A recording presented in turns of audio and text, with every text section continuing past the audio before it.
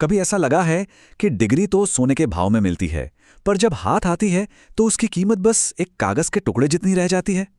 अच्छा, आज हम इसी पहेली को सुलझाने वाले हैं और शिक्षा के पीछे जो एक बहुत बड़ा बिजनेस चल रहा है उसकी परतें खोलेंगे। और सच कहूं तो ये सवाल हम में से कई लोगों के मन में आता है। देखिए, हमने तो सब कुछ किया, मेहनत से पढ़ाई की, लोन लिया, सारे नियम माने, फिर भी आखिर में ऐसा क्यों लगता है कि यार कुछ तो गड़बड़ है, जैसे हमारे साथ कोई धोखा हुआ हो। चलिए इसी की तह तक चलते हैं। तो सबसे पहली बात, ये जो फीलिंग है ना, ये कोई वहम नहीं है, ये एकदम असली है। एक्सपर्ट्स इसे कहते हैं एजुकेशन आर्म्स रेस, या कह सकते हैं शिक्षा की होड़। एक ऐसी दौड़ जिसमें हर कोई बस एक दूसरे से आगे निकलने की कोशिश में लगा हुआ है। इस दौड़ का जो पहला नियम है उसे कहते हैं क्रीडेंशियलिज्म। अब इसका सीधा सा मतलब ये है कि किसी के असली हुनर या काबिलियत से ज्यादा उसकी डिग्री पर ध्यान दिया जाता है। सोचकर देखिए, एक नौकरी है जिसके लिए असल में चाहिए जबरदस्त प्रॉब्लम सॉल्विंग स्किल्स, लेकिन हायरिंग मैनेजर की सुई बस जीपीए पर ही अटकी हुई है। बस यही है क्रीडेंशियलिज्म। और जब हर कोई इस डिग्री वाली दौड़ में शामिल हो जाता है तो क्या होता है? तब होता है डिग्री इन्फ्लेशन। इसे ना बिल्कुल पैसों की महंगाई की तरह समझिए। जैसे बाजार में जितने ज्यादा नोट छपते हैं, हर नोट की कीमत उतनी ही कम हो जाती है। ठीक वैसे ही जितनी ज्यादा डिग्रियां, उतनी ही हर डिग्री की वैल्यू कम। अच्छा, अगर इससे असल में काम करते हुए देखना है तो फिजिकल थेरेपी का ये उदाहरण देखिए। जैसा कि इस टाइमलाइन में दिख रहा है, 80 के दशक में जो काम एक बैचलर्स डिग्री से हो जाता था, आज उसी काम के लिए डॉक्टरेट की डिग्री चाहिए। मजे की बात यह है कि काम वही है, बदला कुछ नहीं है सिवाय डिग्री की डिमांड के। और ये गैप देखिए, मतलब 65% जॉब पोस्टिंग्स में बैचलर डिग्री मांगी जा रही है, जबकि उस काम को करने वाले सिर्फ 19% लोगों के पास वो डिग्री है। ये तो बहुत बड़ा अंतर है। कंपनियां ऐसी क्वालिफिकेशन मांग रही हैं जिनकी शायद उस नौकरी के लिए जरूरत भी नहीं है। और इससे हो क्या रहा है? वही डिग्री इन्फ्लेशन की आग में और घी पड़ रहा है। तो नतीजा क्या निकलता है इसका? नतीजा ये कि हर 3 में से एक कॉलेज ग्रेजुएट ऐसी नौकरी कर रहा है जहां उसकी डिग्री की कोई जरूरत ही नहीं है।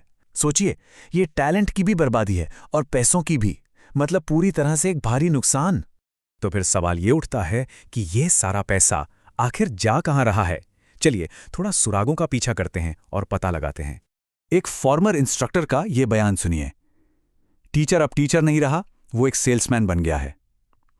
ये एक लाइन ही पूरी कहानी कह जाती है ना, कि कैसे संस्थानों का फोकस पढ़ाने से ज्यादा बेचने पर चला गया है। और ये देखिए कोचिंग इंडस्ट्री की पूरी प्लेबुक। लिमिटेड सीट्स हैं, जल्दी करो। बच्चों के पेरेंट्स को लंबे चौड़े प्लान बेचना, इन्वेस्टर्स के बनाए हुए नकली डिस्काउंट्स देना, और हर स्टूडेंट को एक ही सपना बेचना, भले ही वो उनके लिए सही हो या नहीं। कुछ जाना पहचाना लग रहा है? ये सब वही हाई प्रेशर सेल्स वाली तरकीबें हैं, बस उन पर शिक्षा का एक नकाब चढ़ा दिया गया है। और ये कहानी सिर्फ कोचिंग सेंटर्स की नहीं है। बड़ी बड़ी यूनिवर्सिटीज में भी एक दिक्कत है, जिसे एडमिनिस्ट्रेटिव ब्लोट कहते हैं। मतलब वहां पढ़ाने वालों से ज्यादा एडमिनिस्ट्रेशन संभालने वाले लोग हैं। और जाहिर है इनकी सैलरी का बोझ भी ट्यूशन फीस बढ़ाकर ही पूरा किया जाता है। लेकिन कहानी में एक और मोड़ है। क्या होगा अगर मैं कहूं कि इस खेल के सबसे बड़े खिलाड़ी तो वो हैं जो पर्दे के पीछे छिपे हैं? अब हम इस सिस्टम के कुछ और गहरे और शायद थोड़े अंधेरे कोनों में झांकने वाले हैं।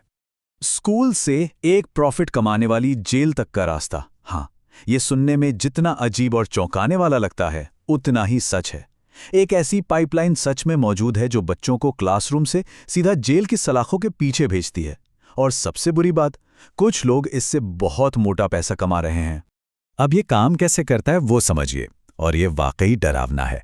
स्कूल जीरो टॉलरेंस पॉलिसी अपनाते हैं, जिससे होता यह है कि बच्चों की छोटी मोटी शरारतें भी क्रिमिनल ऑफेंस बन जाती हैं।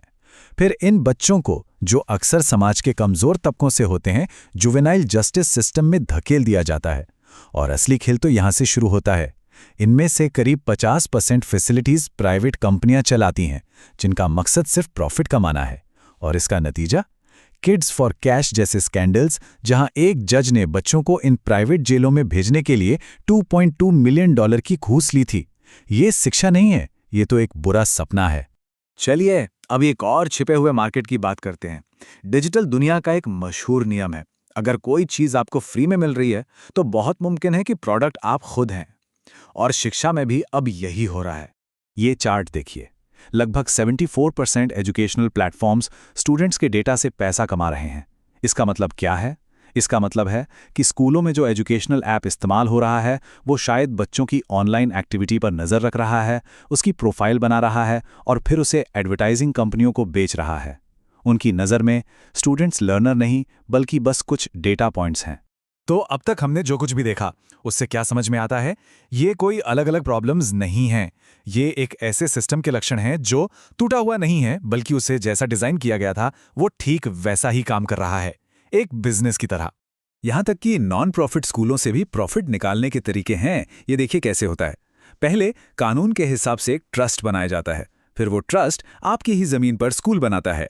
इसके बाद वही ट्रस्ट आपसे आपकी ही जमीन बहुत ऊंचे मनमाने दाम पर किराए पर ले लेता है और बस जो प्रॉफिट है वो कानूनी तौर पर रेंट के नाम पर बाहर निकाल लिया जाता है। मतलब नॉन प्रॉफिट का टैग भी रह गया और मुनाफा भी हो गया। और ऑनलाइन कोर्सेज का मार्जिन देखिए, ये तो और भी हैरान करने वाला है। किसी कोर्स को पढ़ाने की असली लागत है करीब $100, लेकिन उसी कोर्स से फीस और बाकी सपोर्ट मिलाकर कमाई होती है $1000 से $3000 तक। तो सवाल सीधा सा है, अगर ये पैसा स्टूडेंट्स की पढ़ाई को बेहतर बनाने में नहीं लग रहा तो फिर ये जा कहाँ रहा है? किसका फायदा हो रहा है इससे? और आखिर में आता है एक्रेडिटेशन, यानी मान्यता का सिस्टम। कहने को तो ये क्वालिटी कंट्रोल के लिए है, पर असल में ये एक गेटकीपर का भी काम करता है। सरकारी फंडिंग के लिए मान्यता जरूरी है और ये चीज़ नए, इनोवेटिव और सस्ते एजुकेशन मॉडल्स को मार्केट में आने से रोकती है। ये इनोवेशन का गला घोंटती है और कीमतें जानबूझकर ऊंची बनाए रखती है। तो हमारी आज की ये पूरी पड़ताल हमें कुछ बहुत ज़रूरी सवालों के सामने लाकर खड़ा कर देती है, और ये सवाल अब सोचने के लिए हैं। इस पूरे सिस्टम का असली लक्ष्य क्या है? स्टूडेंट्स को सिखाना या शेयर होल्डर्स को रिटर्न देना? क्या एक डिग्री किसी की काबिलियत का सबूत है, या सिर्फ इस बात का कि उसके पास एडमिशन की कीमत चुकाने के पैसे थे? और आखिर में सबसे बड़ा सवाल, अगर शिक्षा एक बिजनेस बन गई है तो ये हमें और आपको क्या बनाती है? एक लर्नर या फिर एक प्रोडक्ट?